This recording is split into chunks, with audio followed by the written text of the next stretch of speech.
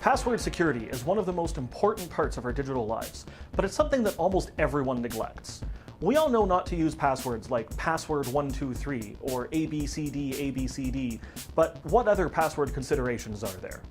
First, make sure that you pick a strong password for each of your accounts. The biggest factor for increasing password security is length. Passwords of 8 characters or fewer can be cracked in under a day by modern computers.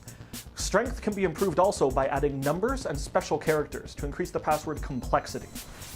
Using a passphrase instead of a password can help increase password length and therefore strength.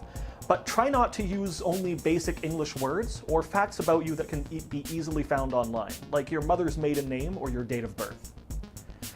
Secondly, most importantly, do not reuse passwords. Even if you use the strongest password in the world, that will not help if a third-party web server gets breached and their password database leaked onto the internet. Large data breaches from sites like LinkedIn, Yahoo, and Adobe have resulted in millions of passwords being released into the wild. Sites like haveibeenowned.com can be used to check and see if your email address has been involved in one of these breaches. And you can even sign up to get alerted if your passwords are leaked in later breaches down the line. The most important password that you have is your email password. Almost every online account that you have uses your email as a password recovery mechanism, making your email address almost like a master key for all of your accounts.